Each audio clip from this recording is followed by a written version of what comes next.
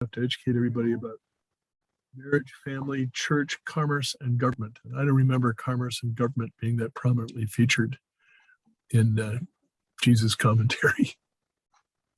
I could be wrong.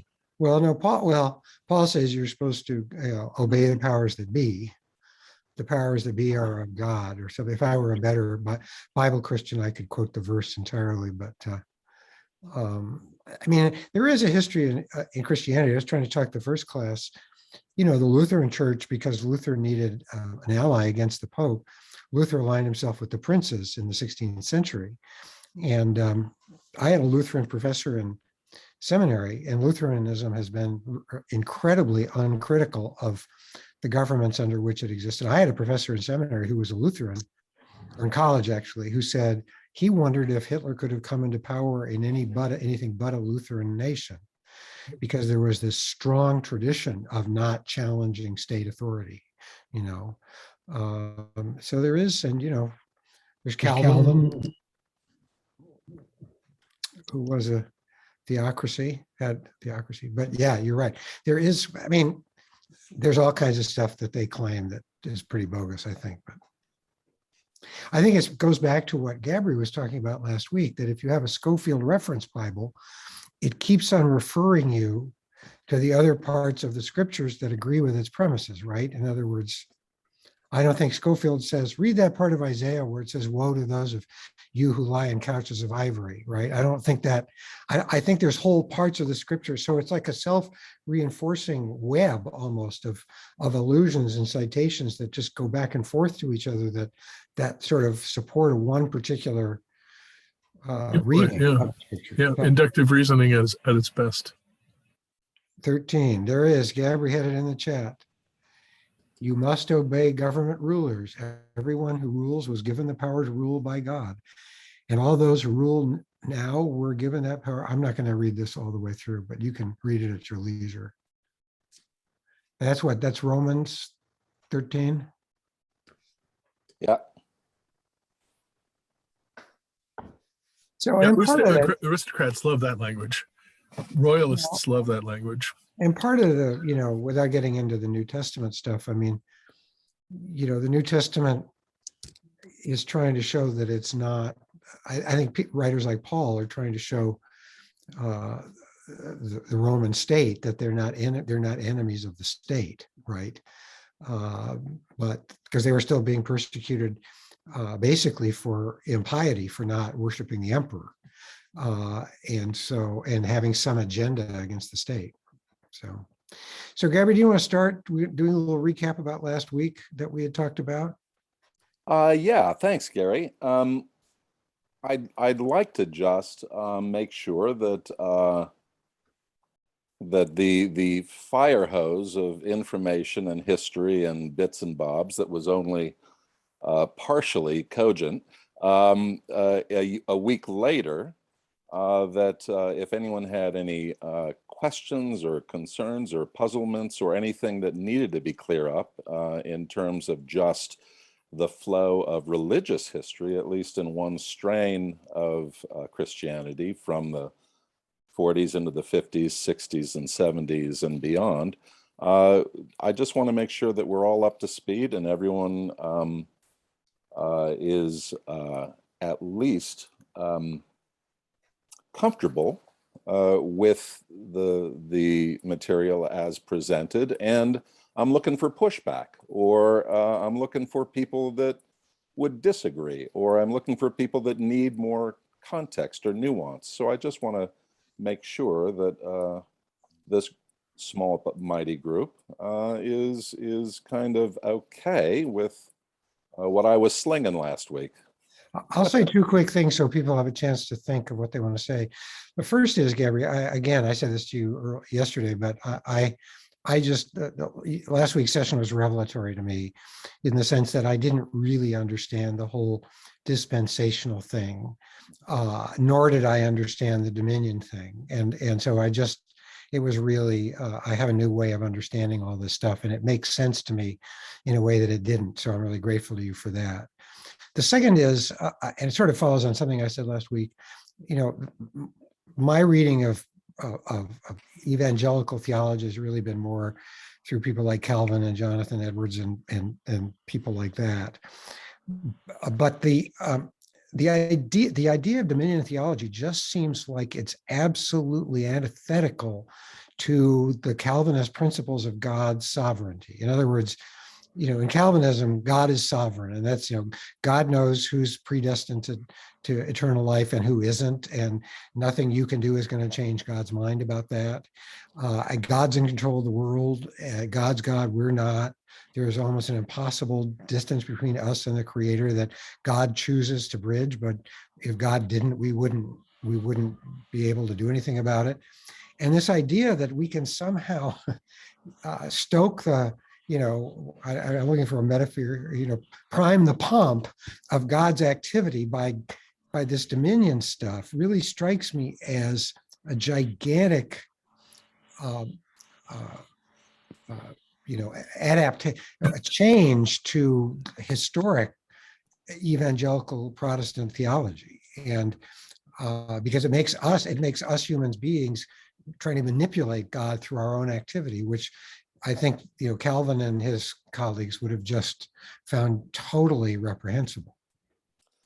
I'd argue beyond that. But I think, let me, before I forget real quick, I totally agree with you, Gary. And I think that whole part of Calvinism of predestination, or even more, double predestination, where not only the elect going to heaven, but also the elect going to hell, and you don't know which group you're in until you get to the pearly gates, Right. or you start feeling warmth underneath your feet. And the idea that your life has to be focused on making sure that you're a sheep rather than a goat, that would have been part of Calvinist thought.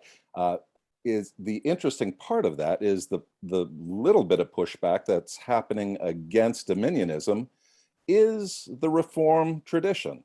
Neo-Calvinism, the folks that are trying to hold fast to their idea of tulip and everything else that is a part of that tradition, are pushing back against that very notion, Gary, so you're not wrong. Including Franklin Graham, who in one blurb said, the United States has never been a Christian nation, which is kind of a shocking statement from that man.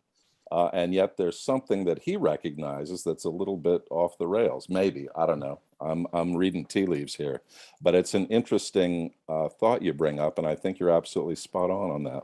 Well, I guess it's sort of the ways in which religious traditions can morph.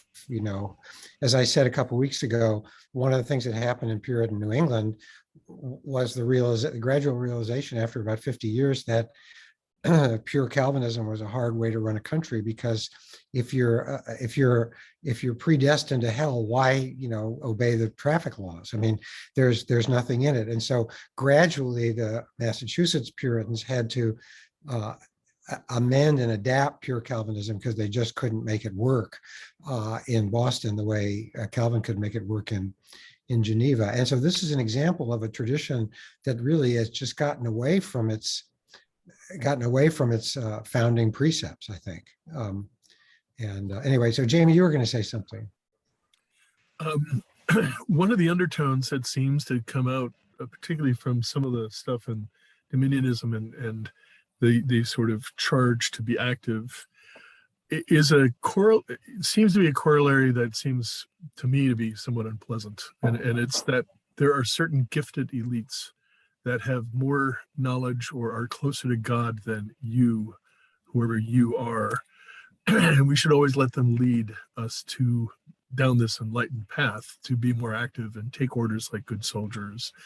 And there's sort of an implicit elitism or statism behind that. And I noticed that a lot in certainly some of Trump's thinking that, get out of the way and government should be, bold and passionate, but you should listen to government and you shouldn't be not with the program. and this sort of Jamie, program. Jamie, I would argue that that's as much a problem on the left as it is on the right. Oh, I I think, don't disagree. I think yeah, elitists pop up everywhere, and I think it's a task to make sure that they don't lead you over a cliff, which sometimes they are prone to do. fair enough. Other Gary, thought, before I want to make sure, just to put in a pitch for the PBS show that you mentioned to me about Billy Graham, because I finished it this afternoon, and I think it is one of the most enlightening pieces of film I've seen in terms of one sliver of the arc of culture and religion right. and the nexus between those two, starting in 1950 and continuing in the 60s and 70s and into the introduction of the moral majority. So I just want to make sure that you give a pitch for that. I'm going to talk about that a little bit when I start Okay. talking. But because it's on the PBS app. If you have that, if you're, and it's an American Experience program. It's almost 2 hours long, and I watched it on Saturday. Kathy and I watched it on Saturday, and one of the things I found interesting was, I remember Billy Graham from my childhood, but what in his later years, he was seen as this sort of avuncular counselor to presidents, right? But he was a very contentious figure in the 50s and 60s about politics and things like that. And in some ways, you could argue that he's the one that puts a certain brand of Christianity in the public eye and paves the way for other figures to become media figures. At one point, they say he was the most famous man in the world. Oh, my first wife tried to get me to go to a Billy Graham crusade at the Coliseum, and I resisted the temptation. Well, should I start talking? Go ahead. Go ahead. What were you going to say, Gabriel? Oh no, I was just going to say that when I got married to Debbie in 1979, I had a couple of chances to be with Billy and Ruth Graham over at her parents' house for dinners and other things. And on a personal level, he couldn't have been more wonderful. He had no reason to talk to me, but he did. Ruth was an amazing woman, but the magnetism of this 6-foot, steely, blue-eyed Nordic Christ figure entering into a room, you saw heads just snap, and people. The star power was absolutely undeniable. And I think that's part of what was so attractive to politicians.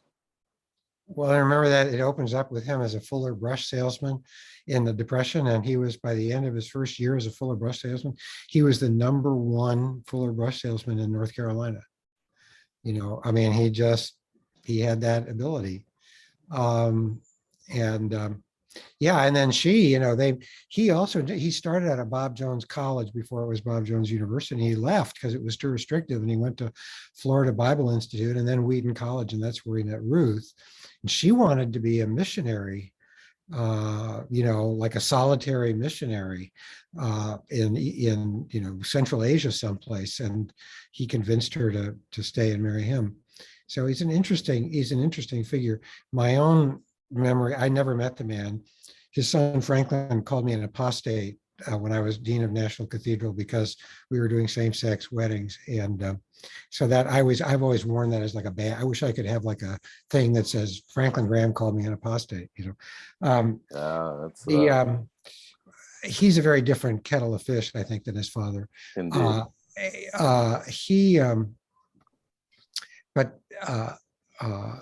Now I lost my train of thought. I never met Billy Graham, but whenever the Gulf War started, I think I told this story. George Bush the first was an Episcopalian, and he asked the presiding bishop Ed Browning to come down and pray with him the night before he was going to start the war. And of course, if you ever knew Ed Browning, a total peace guy, all he said to President Bush was, no, no, no, don't do it. Stop, you know? And so Bush picked up the phone and called Billy Graham, and Billy Graham came over and told him it was okay, go ahead, you know? So there is a kind of, what was Jamie's word, statism in Billy Graham's religion. Well, actually, that's a good place to start. And I'm not going to talk too terribly long, but I just want to fill in the blanks a little bit in terms of stuff most of us are more familiar with in terms of our own recent history of all this stuff. And then I just want to look for a couple of minutes at that Bible study guide that Capital Ministries sent out that I shared with you. And I'll share the screen when I do that, if you haven't printed it out. But Billy Graham, in some ways, that PBS documentary makes the case that he's the person who made kind of not evangelical Christianity has always been prominent in America, but that he's the person that really made a kind of a revival, tent meeting kind of Christianity, sort of socially acceptable in America. And he's really the first person, you could say, that the first prominent I would say evangelical religious leader to embrace politics. Now, we always had Anglicans taking positions on things, all the way back to, Bishop Paul Jones of Utah in the First World War was deposed because he embraced pacifism. And we've always had clergy taking stands on particular issues. But in some ways, Billy Graham is the first person to actually get enmeshed in the kind of structure of American politics. And it's really wonderful. He goes to see President Truman. He has he starts out here in LA with these big revivals. And then he gets himself invited in, I think, 49 to Truman's White House and, prays with Truman, but Truman couldn't stand him. And he tried to lay his hands on Truman, and Truman get away from me. And then when he left, Truman said, I never want to see that man again. And so Graham kind of learned from that and admired Eisenhower and really got close to Eisenhower and was a constant advisor to Eisenhower during his 2 terms, became very good friends with Richard Nixon, and was in some ways giving advice to Nixon's 1960 campaign. And actually, he was involved. The most interesting part of that documentary is the role Graham played in the "we shouldn't have a Catholic president" thing, to which JFK had to respond in Dallas in 1960. And in some ways, that's one of the things that actually, Graham's provocation is probably one of the things that led to Kennedy's election, in the sense that he answered, Graham posed a question for him about being a Catholic and obeying a foreign religious leader. Kennedy answered that in a convincing way, which we probably wouldn't have had to if Graham and the other Protestant pastors hadn't been pushing him. But Graham was very careful to say that he had political ideas and that he embraced various values, that he was going to vote, and that only he and God knew how he was going to vote. You could probably infer from listening to him how he was going to vote, but he's a far cry from the Christian nationalists and later people like Pat Robertson, who actually come out and overtly endorse other candidates. So he's a fascinating character, and the thing is really worth watching. And then we get and Gabby can probably speak more about this, but in the 70s and 80s, there are a lot of things happen. Some of them happen when Reagan becomes president. Again, Reagan aligns himself with evangelical Christians, calls himself a born-again Christian, and there were several FCC rulings in the 80s.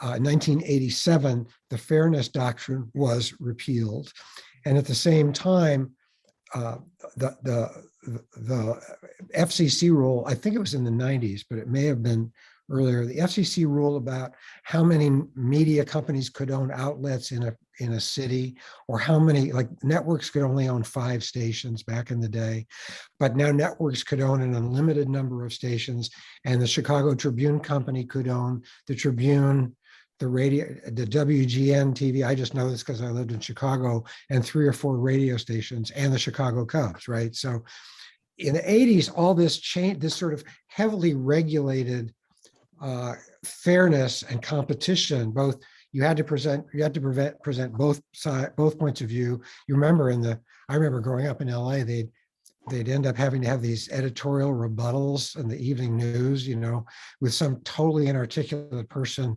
speaking because the station had said something inadvertently that made it sound like they were giving more attention to their opponent. So, anybody could have access to the media, and that assured a certain balance in television and radio coverage. But then all bets were off with that. And then all bets were off with consolidated media ownership. And so you have things like the Sinclair Network, which is now very large today, owning all these television stations across the country. And, as Gabby was saying to me on the phone yesterday, this explosion of radio stations that are owned by, what is it, Westwood One? Were they the ones that owned the? Yeah, Westwood One, Crawford Communications, Clear Channel. Right. There were a number of corporations that popped up. So that's how these basically right-wing Christian, but also right-wing political radio stations become so ubiquitous. And if you ever drive, if you don't have, before we had satellite radio, I just remember driving across the country and all you can get is conservative AM radio, conservative religious radio, conservative political radio. So the whole media landscape changes in the 80s and 90s. And then you get this emergence of TV preachers, and Gabby, you can maybe say more about this, people who start on broadcast television, like Pat Robertson and Jim and Tammy Faye Baker, Jerry Falwell. Wasn't he on broadcast television also? I think they're all on broadcast. And then they make the move to cable when cable becomes exponentially expansive in the 90s. Anything you want to say about those guys?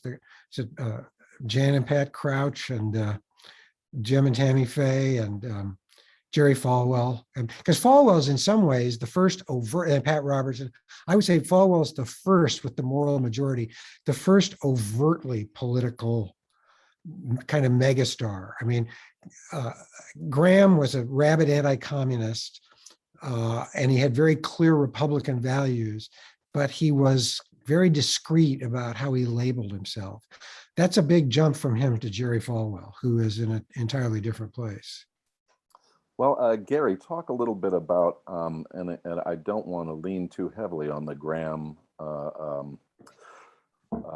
documentary, but it does point out that as these Watergate tapes come out and are being transcripted, and then as the audio comes out years later, you have tapes of Graham in the Oval Office and very compromising audio.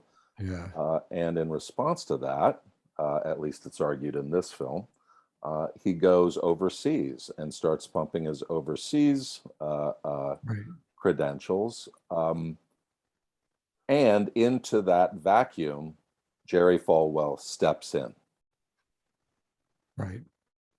No, I think you make the case. I mean, he overtly is struggling with, I mean, on the surface, he's struggling with, I can't believe the president would do this kind of thing. And then when the tapes come out, he's actually seen in the White House saying some fairly compromising things, especially about Jews. I remember one particular, but Nixon, again, if you're in the Oval Office and the president saying, well, these Jews are the problem, it's hard to say, well, no, Mr. President, they're not. I mean, he wasn't himself saying, but he was not challenging anti-Semitic and other kinds of utterances from Nixon. And so that becomes problematic.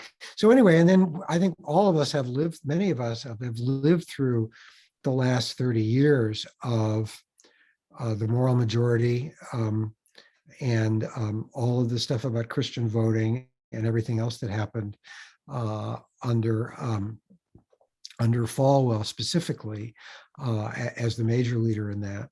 And then, of course, you get Ralph Reed He starts out as an anti-abortion guy, as I remember Ralph Reed. One of the chapters in this book is, that in some ways the Christian nationalists invented abortion as an issue because they needed a galvanizing issue.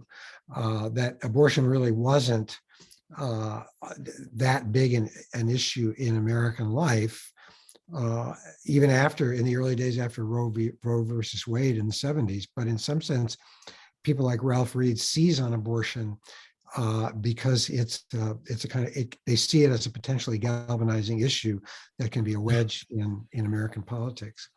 The basic point that Kathleen Jamieson makes in her book that I just want to keep and unfortunately, I bought this book on Kindle, which means I can't ever point to a page number, but it's at location 888 if you have the book on Kindle. She says the expansiveness on Drollinger, who I'm going to talk about in a second, of Drollinger's positions on domestic, economic, and foreign policy hits home the fact that Christian nationalism is a political movement, not merely a stance in the culture war.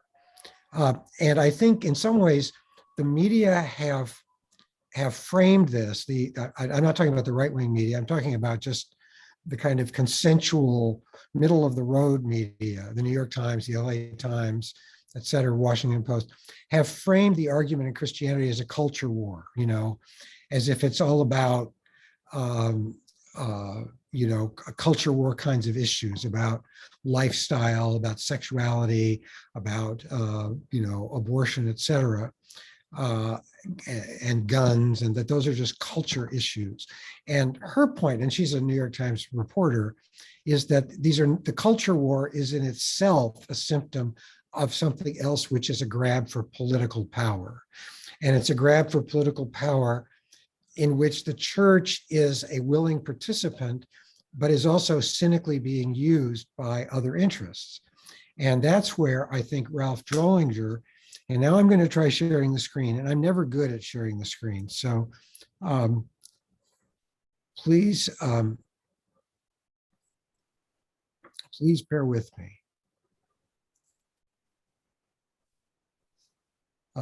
Okay, now I'm trying to get to full screen. How do you get to full screen in a document that you can't? Here we go. Here we go.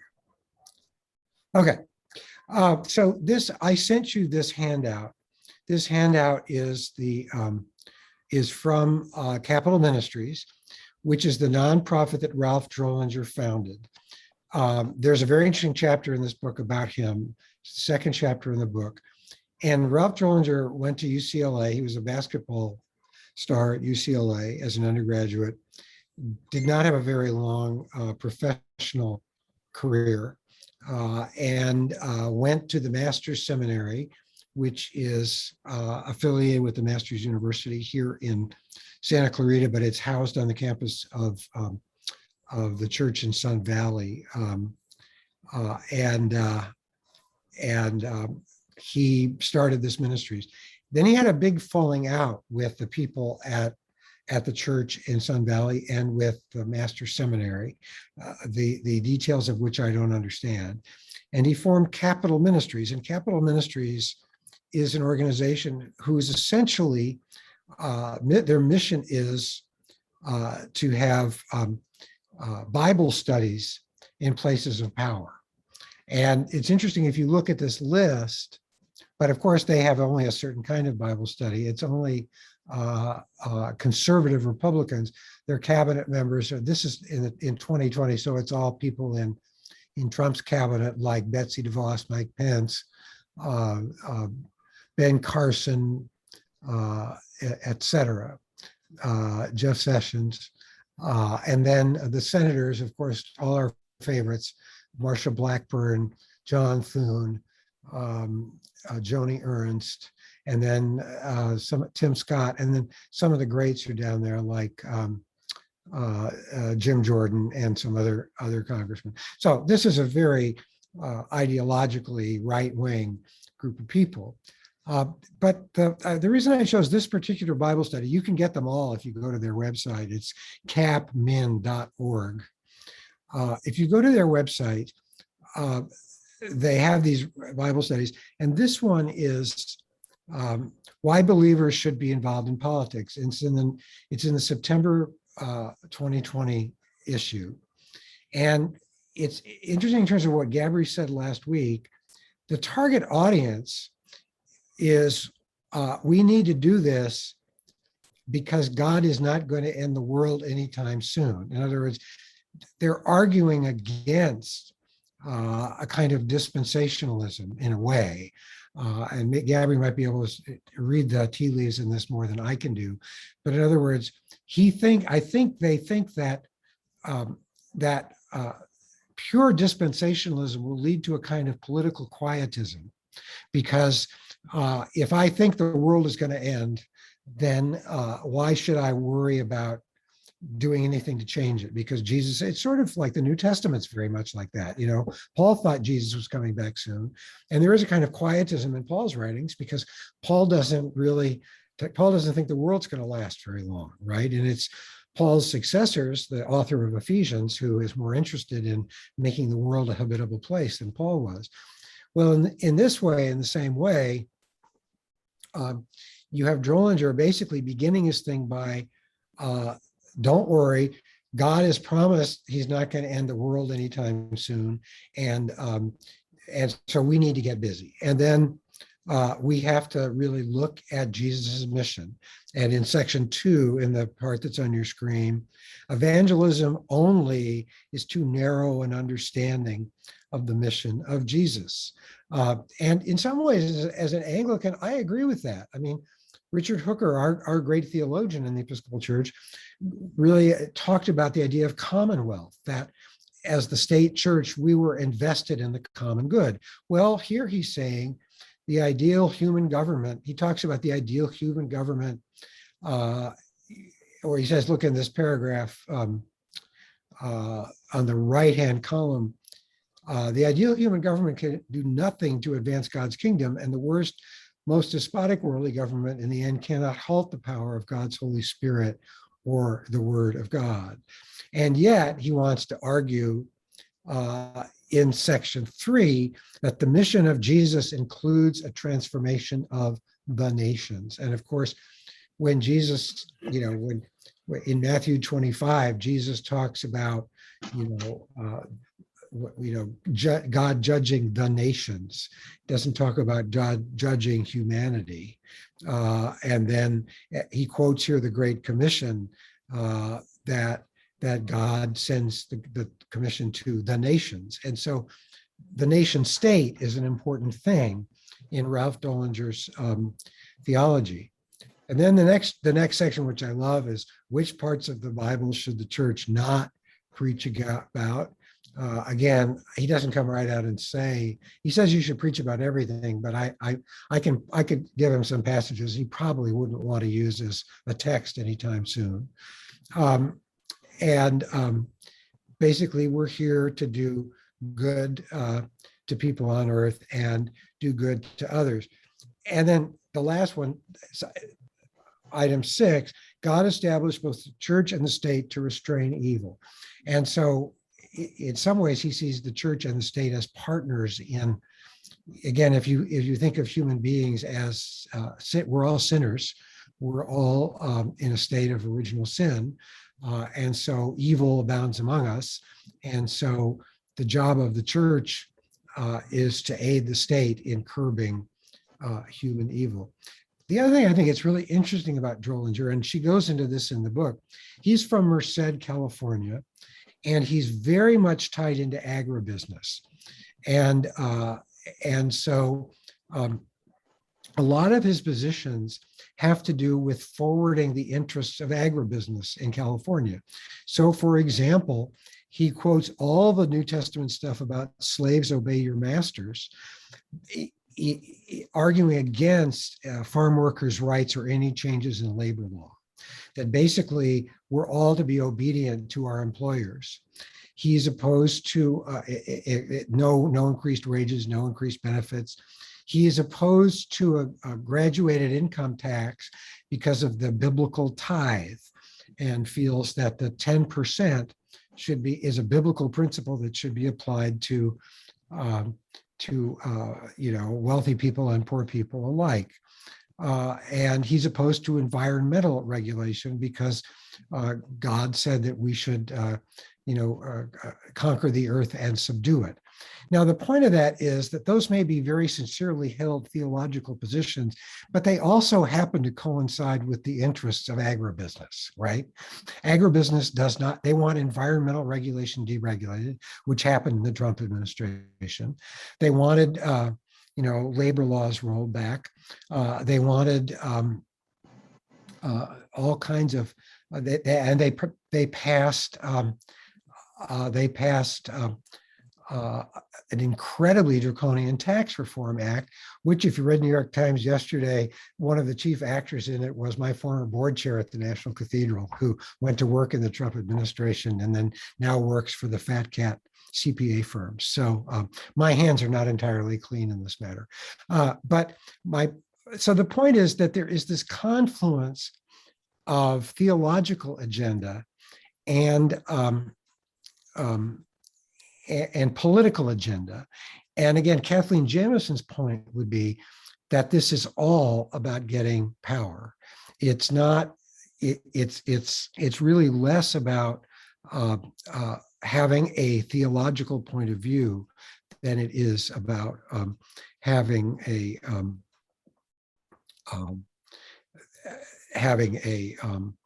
theological vision. And the last point, and then I'll stop and just see where you are. Item 9 here, will political involvement distract believers from the main risk of preaching the gospel? Evangelism advocates frequently argue that political involvement by the church today serves to distract believers from the main task of preaching the gospel to the world.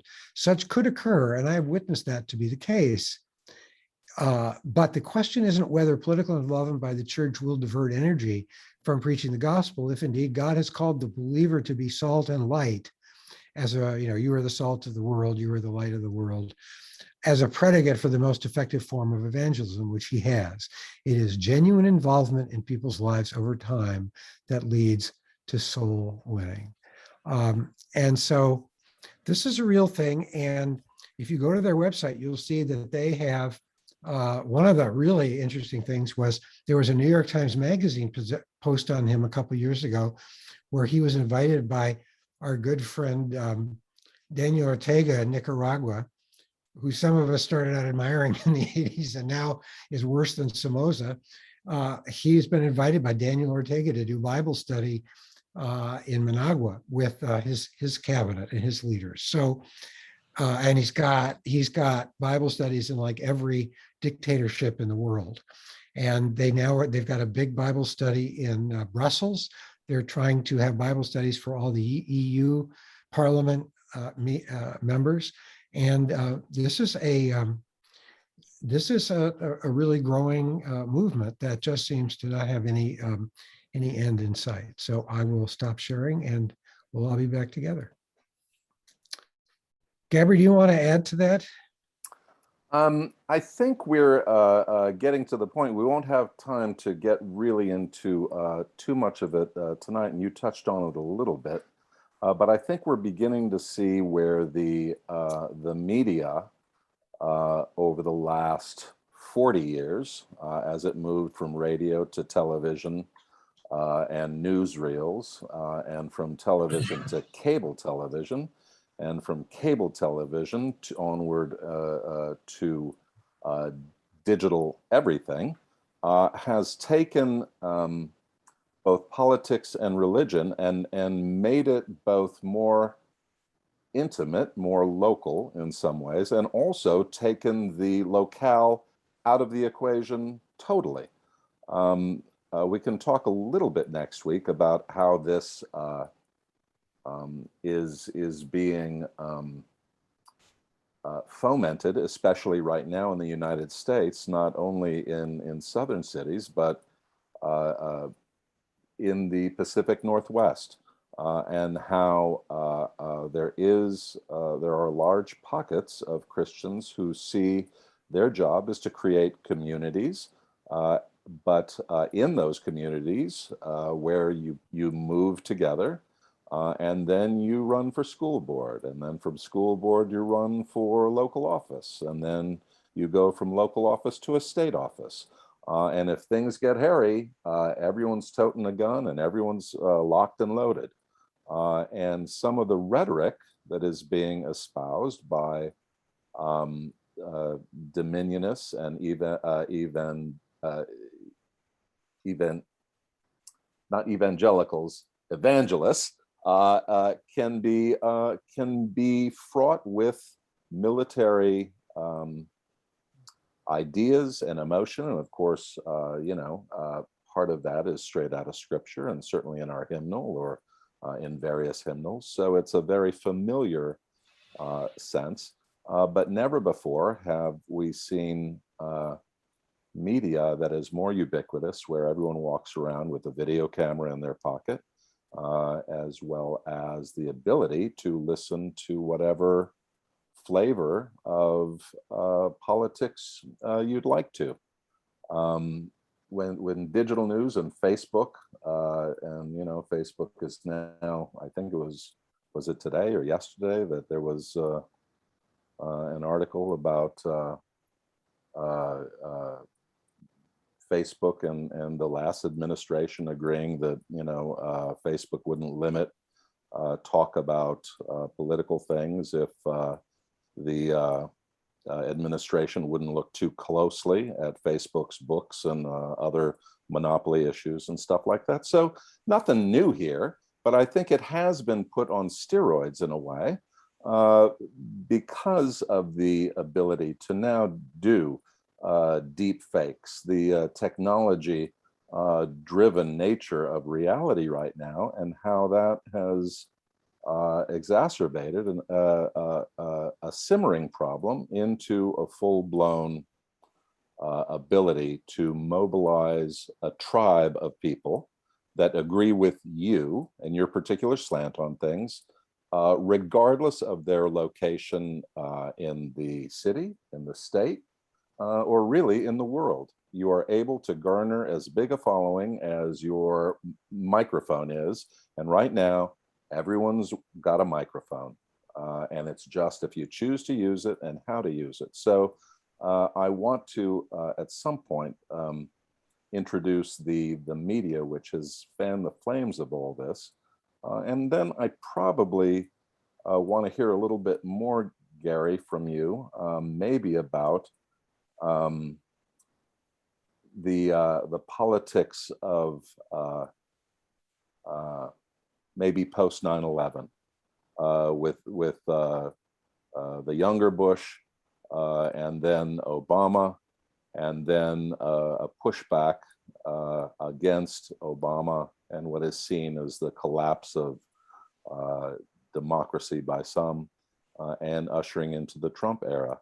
And I think we can talk about that next week, but I also want to hear what's on everyone else's mind. So that's what I'm thinking. Kathy. It's talking about what you were talking about with the media. I was reading an article about that was in Forbes about how Navalny had 2 apps put on Google and Apple where it would help Russian people sort of like stand up to Putin, and Apple and Google went under pressure from Putin and they took them off a week before the election. But it said in 2008, PetroChina, Exxon, GE, China Mobile, and ICBC were the 5 largest companies in the world. In 2018, the 5 largest are Apple, Google, Microsoft, Amazon, and Facebook. It's the 5 biggest companies in the world. And I think we all subscribe to them. So Yeah. it's kind of frightening. Like, I'm really mad at Apple, but I'm not giving up my Apple products. It's like, help me. Well, it's like Amazon too. It's, Jesus and mammon, or God, and do you want God or money? It's like, now it's like, do you want God or the internet? It's like, help me. One of the questions I'd like to talk about next week, and we can talk about it tonight if people are interested, but so what do we do? you know, that's sort of on my mind right now. We seem to have this, we keep on getting outplayed by these folks. It's not like someone just handed them this soapbox. I mean, they've built it themselves and they're very effective at running it. And we seem to have this faith that if we just are faithful and do our thing in our nice churches, that everything will be fine. And meanwhile, our point of view, I was thinking, when was it, in the 90s when, Al Franken started Air America as a way we were going to have the AM radio, answer to Rush Limbaugh, but that didn't go anywhere. I mean, it died a painful death. We don't seem to be. We don't see, those of us that don't subscribe to right-wing either theology or political visions don't seem to be as assiduous in organizing and using the levers that we have to do things, and I can't think of one preacher in the United States, maybe Michael Correa, our presiding bishop, but I can't think of one preacher in the United States that speaks powerfully about social issues and actually has an audience. Say in the days when Bishop Pike did, and when I was a kid, or even Bishop Sheen, the Catholic. I mean, there were other voices. The New York Times, even when I was in seminary in the 70s, the New York Times had a column on Monday. It was a digest of what was said in prominent pulpits on Sunday. I mean, that's long dead. I mean, no one's paying attention to us, I guess they don't. The world doesn't owe us attention, right? I mean, but we're not doing the things. We're not, as a collective body. I'm not blaming anybody in this room or on this thing, but we're not doing what we need to do to get a different vision of Christianity and of Commonwealth out in front of the people. Carter, I think, was the last politician who kind of argued for a Christian vision, a progressive Christian vision of America, right? I mean, I don't think Obama really isn't a churchgoer. Biden is a very faithful churchgoer, and I think you could argue that he's very faithful to Catholic social teaching, except on reproduction. But there hasn't been a progressive. Clinton wasn't a Christian, really. He was he wasn't a churchgoer. Clinton, Christian. I think Hillary was actually, from what I know from my friends in DC, Hillary actually had this guy, Bern Strider, who was her faith advisor, who she met with once a week and talked about the faith component of issues. So there are politicians that do think about faith and public life together, but on our side, there aren't that many of them, and they're not very vocal about the faith base of their politics. So I think we've got work to do, and I don't know that we have an appetite to do it because we're obsessed with our sustainability issues as a church. End of my sermon. You're muted, Gabby. Yeah, I feel like we've got a lot of topics going on here all at once. Okay. It's true. It's true, Anne, and this is a little bit of throwing everything into the soup pot. So you're not wrong. But I think part of what we're seeing here is there are a lot of topics because this thing is many, many stranded, and I don't think we're done yet. We haven't even touched, Colleen, I see that hand, and we'll get to you in a second. But I think we haven't even touched on the fact of this this sense of Christian nationalism not being relegated just to the United States, but the fuel of right-wing populism combined with a religious fervor is a very powerful fuel indeed. And we're beginning to see that in the European Union, in different places in South America. Let me see if I can, there was an interesting, there, I just put a link. There's an interesting YouTube about a little roundtable right after the last election. And it's a bunch of people, Fordham University put it on, and it is a bunch of people, 4 people talking about what it might mean that Trump lost the election, that Biden won, and what would be the future of Christian nationalism as a result. It's about an hour long. I commend it to you all. For me, one of the most interesting portions of it is this professor of sociology out of Austria, a woman named Christina Stokel. And she says that in the European Union, for example, Christian nationalism is taking a little bit of a different flavor, that it has an anti-Muslim part to it in Europe, and an anti-European Union part to it, where they're pushing for sovereignty in the individual nations. And the most intriguing part of what she's saying is that in Europe, Christian nationalism is still pro-socialism, which is mind-boggling, because socialist is the big bad boogaloo that the Christian right puts on anyone on the other side. But in Europe, at least, socialism is still admired and pushed by the left, the right, and the center. And I think, to your point, Gary, about how come the right is energized, and I think part of it is they have a built-in system that is being pushed by going to church on Sunday and hearing the exact same message that is then echoed from different political platforms. I think that's part of it. And then I think also there is nothing that will get people out to vote like fear of extinction. And I think for large parts of the Christian church in the South, in the Rust Belt, in different places in the country, extinction is not just theoretical. They live it every day.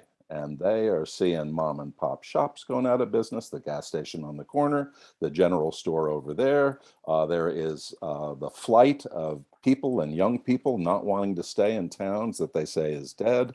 And so they're moving to bigger cities. There is a lot of fear in America right now, and fear motivates. Democrats and the left can use fear and do use fear, but they use it in not as effective ways as the right politicians do, the right on the right side.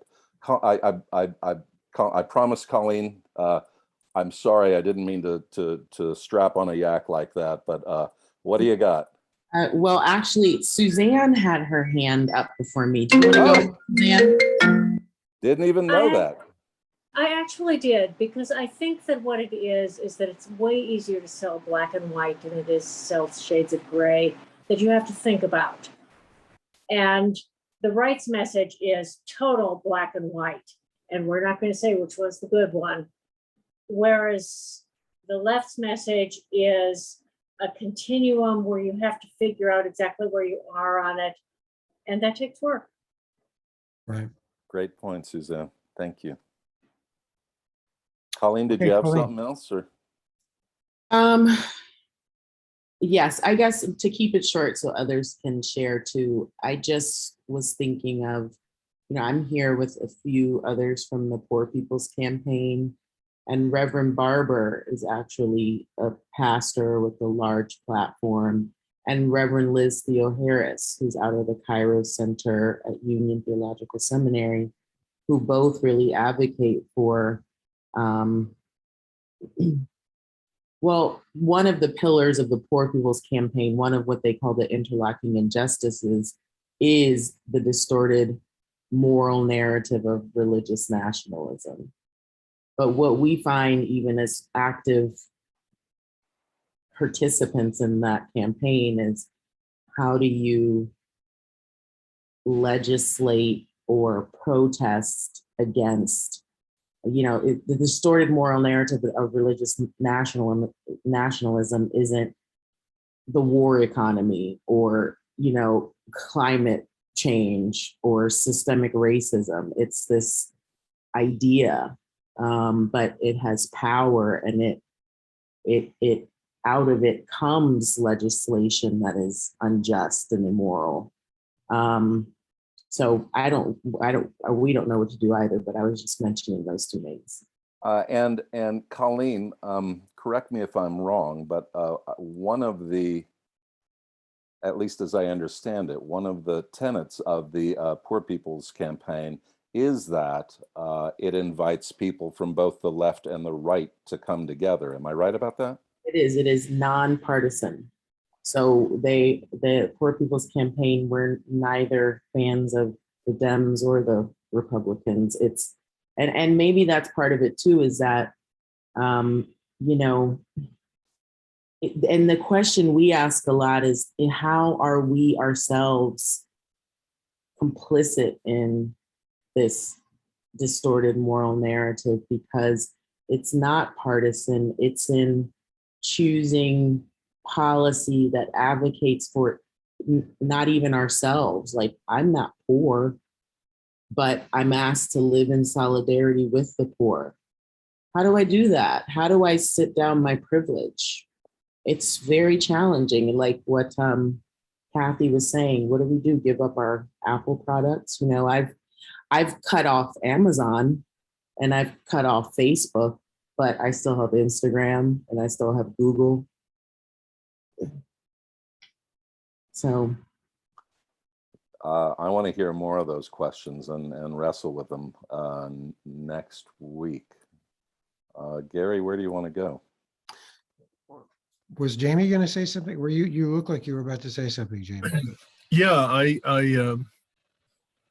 I'm really quite concerned because I think the right and the concentration of media, concentration of banking power, you've got various monoliths being made, and the people at top, who I've in some cases had the dubious pleasure to get to know in different circumstances, are not as bright as you'd like.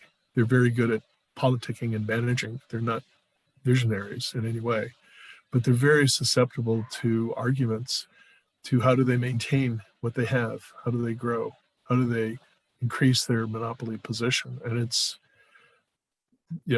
a noted phenomena. It's not just Facebook. It's the same kind of executive thinking that happened with Standard Oil and the Rockefellers. It's no different. They have an enormous amount of power, and they will not give it up without a hell of a fight. And I suggest to some extent Teddy Roosevelt's period where he really did do trust busting might be a useful period of history to look at and sort of see how did it happen and what were the levers of successful opposition to the trusts that worked. Because I think that's what we have. And at the same time, you have, fears out there. You have, fears of when is the next bombing going to happen? And that's stoked by the media. That's being stoked all the time. It seems to be obviously, much stronger over Europe because frankly, they've had more incidents of terrorism than we have. Basically, not much since 9/11. I mean, where Europe has continually had them. But fear is something that these politicians know how to stoke really, really well. And they're going to keep stoking it, just like the folks who have the incumbent power are not going to give it up without a hell of a fight. And they're hard to fight. So I think, frankly, the issue, is an old one. It's how do you combat, this over concentration of power of the royalists? Basically, you're back to people who are not Democrats. You're back to people who basically are monarchists. They want single levers of power. They want, very few people to have to talk to get what they want when they want it. And they figured it out. I mean, Facebook went right to the top, cut a deal. I mean, that's about as undemocratic as it gets. And you're seeing that. And well, it's interesting in it the works. hate In the to say it, it Jameson book, works. in the Jameson book, she talks a lot about, was it Paula White? Is that the woman who used a lot of the king language? You know, that there's a lot of language in the Hebrew Bible about David as the king and the Messianic king, and a lot of that gets applied to Jesus. And she continually used king language around Trump, and Trump, really seemed to eat it up. And when they prayed for Trump, they gather around him, they'd use all the king language in their prayers.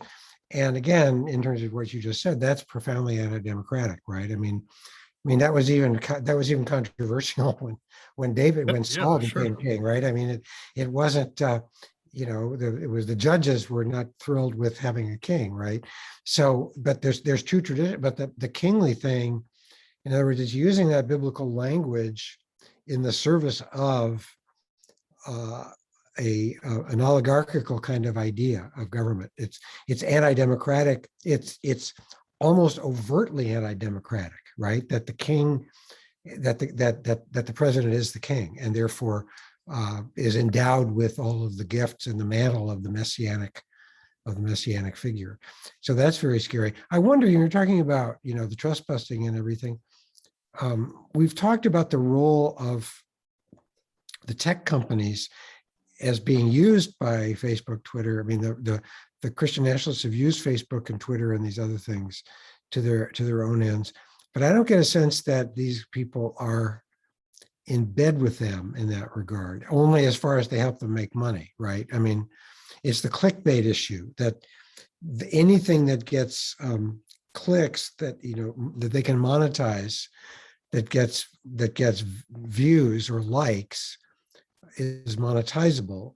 And so in that sense, they're allied with them. But I don't get the sense that any of those people, I can't remember their names at the moment, but that any of those big tech company leaders are of their mind. Bezos certainly isn't. So I think there's some limits to their ability to infiltrate that world. Well, I think you're right, except what was it, about a month ago, where Facebook made a big announcement or there were a spate of news articles about Facebook now courting different churches to get them to have an enlarged presence on their space so that churches could create these places where it's a one-stop shopping. You can hear sermons from Facebook. You can sign up for the parish picnic on Facebook. You can pay your tithes and offerings on Facebook.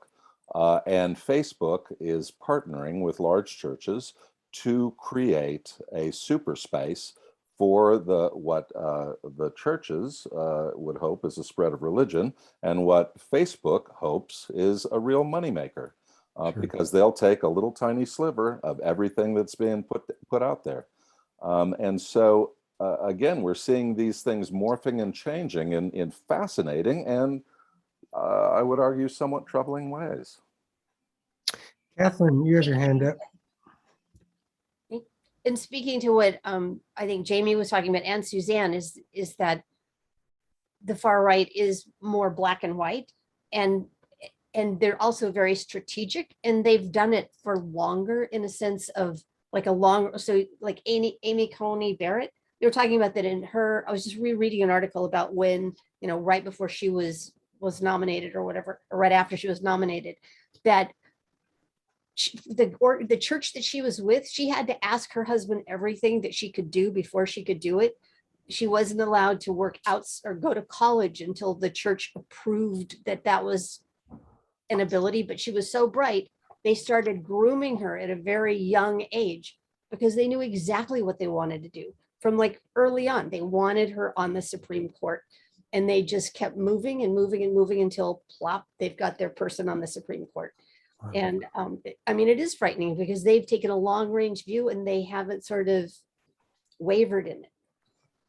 And I think it's about power and money. I don't think it's about faith so much. Yeah. I want to circle back just for a second, back to Anne, and if you'd unmute. And I didn't want to sound dismissive of your comment about the kind of several strands that are being thrown against the wall tonight, but I want to hear about what what you're hoping to learn more about, or at least hear more about in these sessions. I guess I didn't come to have a conversation about politics and presume that everyone thinks the same way about politics so much as what I'm interested in is how we as Christians, we as people who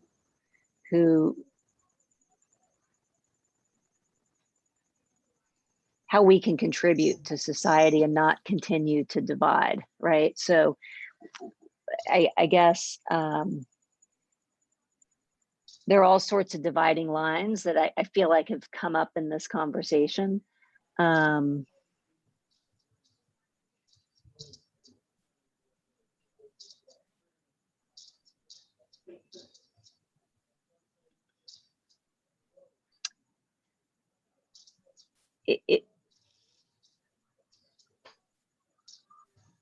I'm not, I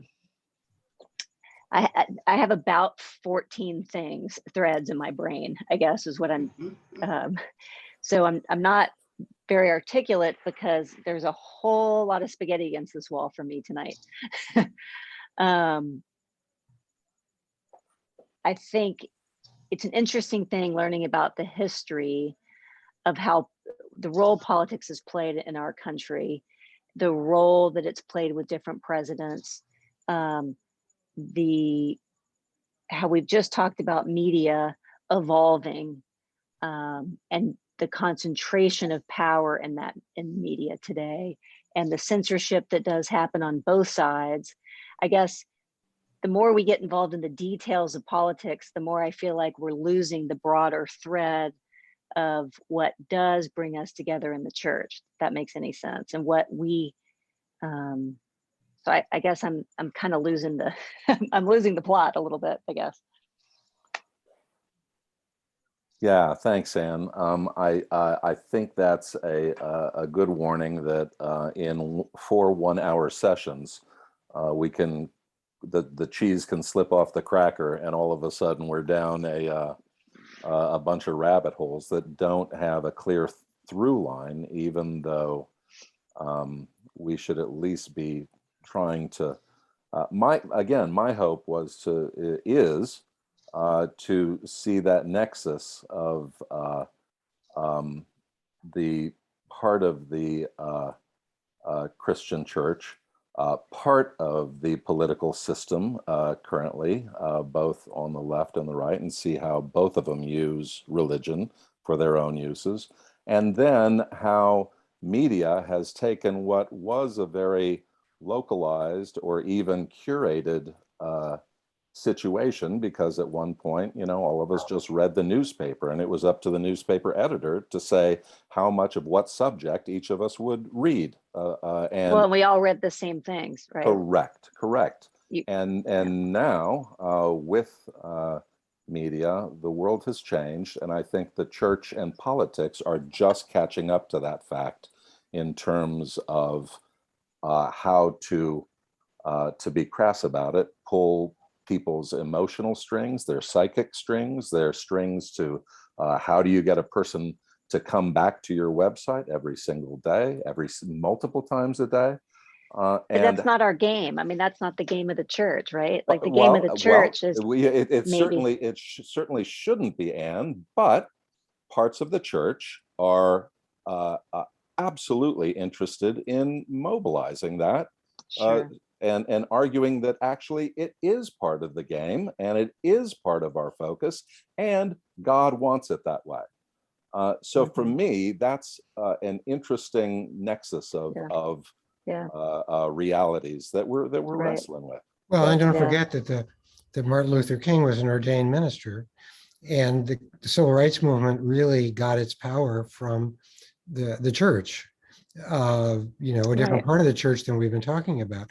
I just want to say, though, we're really, this is a class in Christian nationalism, and Christian nationalism is by definition a right-wing movement. And so Yeah. if I Yeah. sound critical of right-wingers, I am. I mean, I'm not a right-winger, but I do understand your point about us being a comprehensive group and not trying to sort of be the, you know, the Democratic Party at prayer here. So I appreciate that concern, but I think we, at some point, when we're talking about people like Ralph Drollinger, you only saw Yeah, fair enough. Republicans on his masthead, you know, so. Right.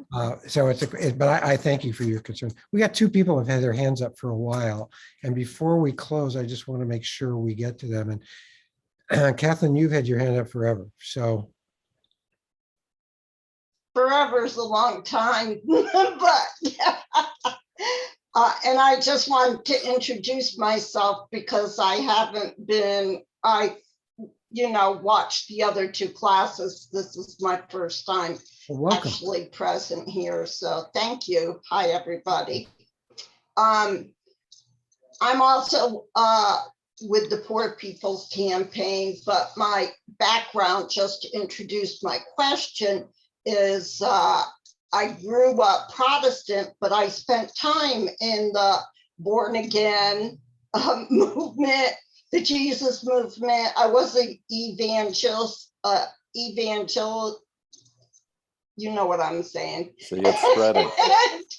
And Pentecostal, and I am Roman Catholic now, and have been for a long time. That was in my youth.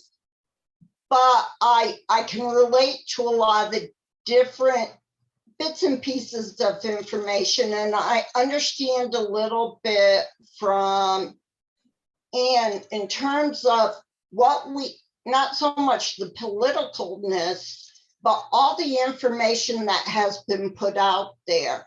I think something that may help, I know I kind of look at things this way, is try to tie them together in a systematic way. We've been presented with history, we've presented with notable people, we've been presented with biblical traditions and thoughts. The one thing I was going to tie together, having been in the evangelical movement and church, I know in comparison, say, to Catholicism, they will pull, or not they in a bad way, but having been, they will pull verses of scripture together to make a point, to build a point. While as a Catholic, we're taught to read the scripture in context, and you don't pull one out, you look at it in the total chapter, and you look at it from a historical point of view. You look at it, did it make sense in the culture of that time? Can we apply it for today with the same wording, or do we need to do some more research? They don't do that. They pull it all together to make a point, like what you were bringing up about using kingly language around Trump. You know, I think if we're going to understand the depth of how this movement has been built through all the different bits of information given to us, we need to look at it together and synthesize the information, just like I gave as an example. They're going to look at scripture like that. They're going to apply scripture like that to make their point. They're very strategic oriented when teamed up in the political world. So they're going to look at things from there to here. I know that in being a Pentecostal or evangelist, we didn't look at logic. We didn't look at two wrongs don't make a right logically, but in the Catholicism, you look at the moral proposition and say, do you combine this with this? Does it make it right? No, it doesn't. What you do to make a moral right can't be wrong. So your motivation has to come into it. That's the way we approach the morals. But if the end result is all that matters, and this is where I see this happening and why sometimes the decisions are made, and it is not part of their theology or thought process, of course it's going to be simple. And of course they're going to make decisions that some of us might find very morally offensive, but you need to understand that's where they're coming from. That is their training. That is the theology. And that's the world they think can work in. To be able to bring in an alternative or to actually combat with trying to decipher through it, because I'll tell you the truth, it scares me as much as McCarthy's communism, that it, you know, it lurks in the darkness and pretty soon it will be on top of us. It's already there. That unless we look at it from that perspective, it will be all involving and we won't be able to get through it. So those were just some suggestions and Thank you. observations. Well, thank you so much. And again, welcome. Thank you. Linda, you get the last word. Gosh, I just wanted to raise something that happens to me when I hear of Christian nationalism. I only see white faces, and we're not talking about the Black church. And I think the Black church has held the standard for a long time and spoken out in a very powerful way and in some very important ways. And where do they fit into all of this? Because I've looked to them often for truth and for leadership, and I think they've provided it. One of the guys I got to know in Washington is Clementa Pinckney, and Clementa Pinckney was the pastor of the church in South Carolina, leading a Bible study, who was shot along with the other folks that night in 2015. He was in a class I taught at Wesley Seminary, and he was also a state representative in the state legislature in Columbia, South Carolina. And the Black church has a long history of involvement in political issues and in their communities that's very different than, say, the white mainline churches, or I would say the white evangelical churches. They have an integration of faith and public life that is in some ways, I think, authentic. I mean, in a deep kind of scriptural sense. I mean, I think of people like who is the guy in New York that did all of in Brooklyn, that did all that was involved in all the public housing and everything. I mean, there's just a long tradition of Black pastors really being involved in their communities, but using political means to do that. And of course, Reverend Barber is probably the most visible, William Barber, the most visible Black preacher right now, along with Bishop Curry. So that they are very much involved in politics, but it feels very different. It feels more holistic and part of their long tradition of their own piety. Maybe that's the model. Whereas the white thing really seems kind of contrived in a way to move an agenda. And maybe also that it's more authentic because it doesn't have access to the money and the power that the Christian nationalism does. But it's an interesting question, and I need to think about it between now and next week. I know, Gabby, you may have a thought about it. I don't. I just know from my own experience of knowing Clementa Pinckney a bit and seeing a pastor who is also involved in politics at the state level that there really is a tradition of doing that. And you're right, they haven't fallen prey to, although there were Black pastors, there were Black pastors that were involved in the Christian nationalism thing, but I think they're a minority in terms of the Black church. I think it would be an interesting place to look for leadership on how to interact with it. I think one of the things I'd like to talk about next week is, in addition to everything else we've been talking about, how do we how do we speak? How do we find common ground with these folks?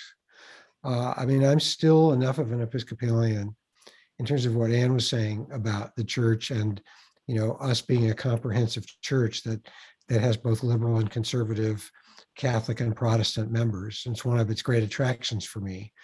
How do we, when we find folks with this theology, both, you know, in our churches or in conversation, how do we engage them, you know?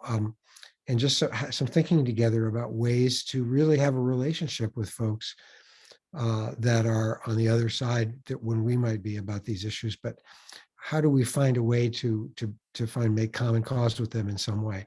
I don't know if it's possible. I hold out hope we can do it, but I think we need to try. And I think that would be worth doing a little thinking about next week as well.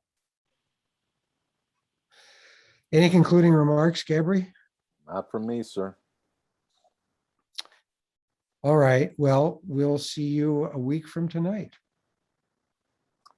Thank you all for. Oh, I do have one more thing I want to say. I'm sorry. And that is just there was the one thing I wanted to tie everything up. And that is that that the whole thing that Gabri said last week about moving from dispensationalism to dominion theology really helped me understand people like you know, the guy I was just talking about. Help me understand Capital Ministries.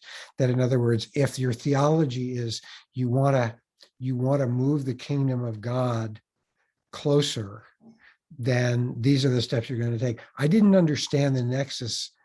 I didn't precisely understand why they were doing it until I understood what Gabri was talking about last week. And so it really does all kind of come together with this idea that we're going to hasten God's dominion is a very different way of seeing things. And I think it's really at the bottom of at least the theological justification for everything that's going on. So just to tie those together, because I do think that there's a direct line between between dominion theology and the desire to grasp the levers of government, media, and business to further your own ends. And now we're done. Thanks. Good night. Bye-bye. Thanks, everybody. Good night.